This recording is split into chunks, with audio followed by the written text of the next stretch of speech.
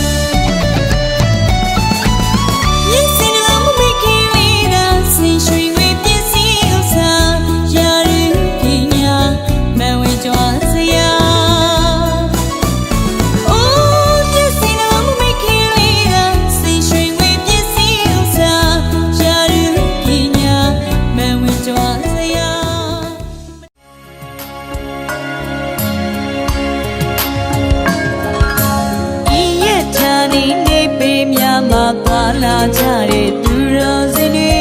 ပြီးမရရက်ခန့်သိအစင်ငိမ့်ရဲ့ရွှင်လဲကြည်သာစေ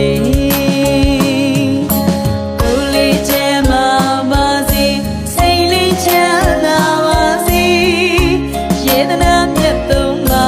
ဒီခုအားထားညွတ်တော်နိုင်ပါစေ